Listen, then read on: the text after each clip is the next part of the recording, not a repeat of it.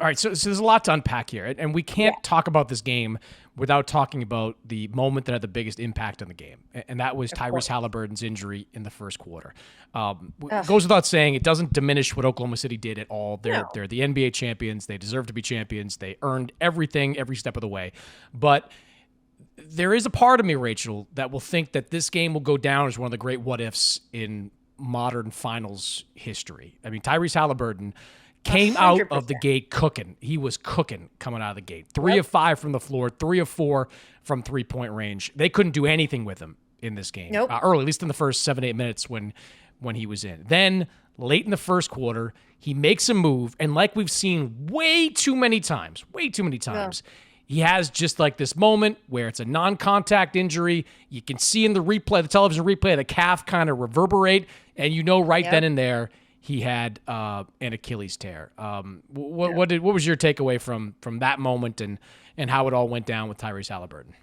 I mean, it's just heartbreaking, first of all, because, that kid has worked so hard and obviously has been the heartbeat of that team, and not only came out firing, but Oklahoma City really put the pedal to the metal and won this series in the third quarter of tonight's game. You have to think that would be a little bit different if Haliburton was there. But even if it wasn't, in the fourth quarter, when Indiana started to make a run, you were looking for the guy who has been at the head of the train of all of those runs in the past. And you just have to think that even if Oklahoma City had, put its stamp on the third quarter and been ahead just as they were, that Haliburton would have had an impact on the fourth quarter of that game. And it's, of course, not just tonight. It is that he is probably going to be gone all next season. The East brutal. Is wide open, as we've talked about, with Jason Tatum and the Boston Celtics now having to reorganize. And all of a sudden, the Pacers, who would have been, if not certainly a favorite to get back to the finals, are not going to be with Tyrese Haliburton out for the season. So that is heartbreaking for the team, too. All of that being said, I believe that Hallie knew the risk. We all saw what happened to Kevin Durant 5-6 years ago, or I guess at this point it's 7 years ago. He knew the risk of he was going out there with a calf injury, and that Achilles tears often follow if you really put a lot of stress on them. And it's game 7 of an NBA Finals, man. And I really admire the fact that he went out and played in the last 2 games, knowing the fact that his entire next season could get wrecked, and that this obviously, Achilles injuries are easier to survive than they ever have been before. But we've seen plenty of players who were never quite the same afterward. And to have him go out and sort of put his body on the line for the team, I think that, and the way these Pacers sort of played through these playoffs, I think will define the 2025 playoffs as much as the Thunder winning. I think that we will remember from these playoffs the Pacers' sort of gumption and the Tyrese Haliburton last-minute heroics as much as we will the Thunder winning. It just feels like that. Yeah, and I don't think there's anyone to blame for what happened to him out there. I mean, the Pacers did the best they could to get him as healthy as they could. And Tyrese said, I remember him saying during one of his media availabilities after Game 5 that he was aware that there was a chance he could do something more. Like he knew the risk of playing out there. All that being said, like, we have to learn from this. Like, and I say we in the broader NBA sense and teams like Damian Lillard tore up his Achilles. Not in the same way, but he was coming back from deep vein thrombosis and kind of thrown back into a high pressure situation in a playoffs. Hindsight, that was a mistake. Kevin Durant coming back what he did in 2019, that was a mistake. I mean, calf injuries, it gets to the point where it's here's the difference. So I agree. And at the time I said the same thing, right? When Kevin Durant came back, I was like, he should not have come back. But part of that was because the Warriors were such a complete team, even without Durant, that it felt to me that they would have a fighting chance in that NBA Finals, even without him. And they did, by the way. I mean, obviously the Raptors won and Kawhi was amazing and et cetera, et cetera. But the Warriors, if KD hadn't played, they still had Steph Curry. They still had Draymond Green. Like, they still had I can't remember when Clay's injury was in that timeline. But my point is, it felt as if the Warriors without KD could certainly make a go of it in the finals. It did not feel to me that the Pacers, and by the way, we know how good the rest of that team is. They played maybe the most competitive sweep in NBA history last year when they lost to the Celtics, because even without Hallie, I think they lost the 2 games they played without him by only 3 points. But still, he is the heart and soul of that team. And it is game 6 and 7 at the NBA finals. And I feel a little differently for some reason about him coming back and make this choice than I did about Lillard in the first round of the playoffs or KD on a stacked Warriors team making the same choice. I think it's more of a question about how we big picture look at it as a league. And there were 8 guys apparently with Achilles tears. The previous high I read was 5. Tam Havistro, our friend over at Yahoo, has done a bunch of reporting on this.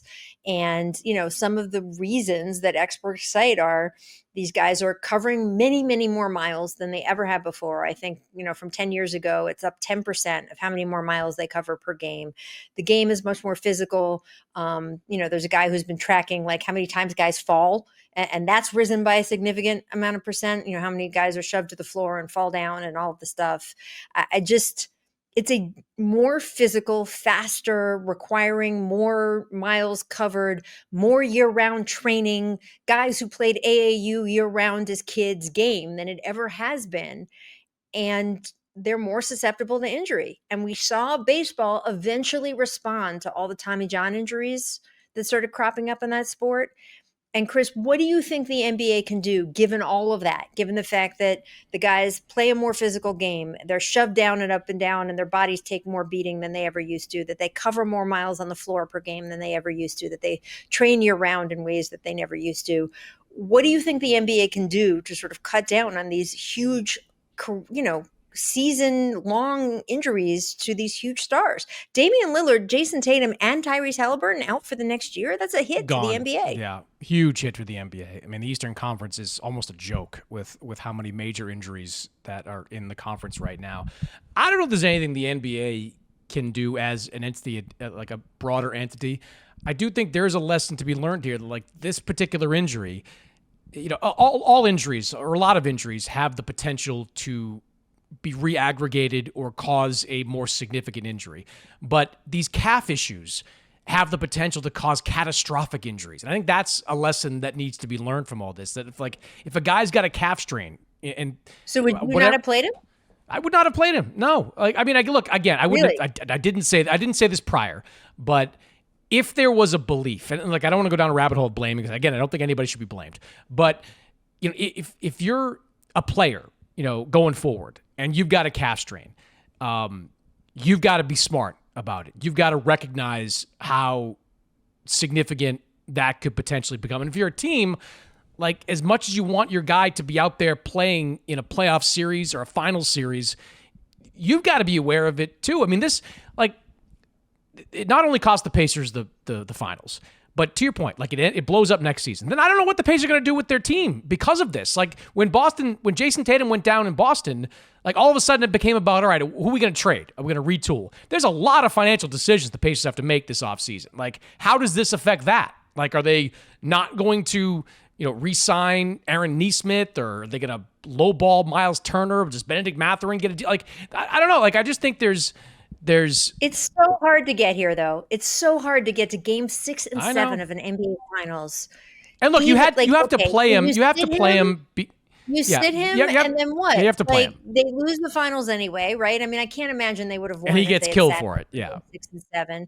Not only does he get killed for it, but what? Okay, great. You saved him to be able to play next season. Anything can happen. I mean, we've seen it's very hard to make an NBA Finals. There's a million things along the way, even if you do everything right, that can derail you. I think Tyrese is so competitive. I think he would have regretted it the rest of his life. So I don't have any problem with him playing. I don't have any problem playing either. Stakes. Yeah, the Lillard thing in the first round, not the same stakes. But we've got to thing, even in the finals with a stacked Warriors team, not necessarily the same stakes. Game 6 and 7, when you are the leader of this Pacers team on a Cinderella run, I don't know, man. I think you got to play. You got to play, but I think moving forward, there's got to be a broader recognition of how catastrophic these injuries can become. How risky it is. 100%. How risky it is. And again, I don't know if there's a right or a wrong answer to all this. He played great in Game 6. He helped win them Game 6. There's no reason he shouldn't have been playing in Game 7 with 2 days off in between. But, man, just seeing the way this team is going to be affected long term is really tough to see.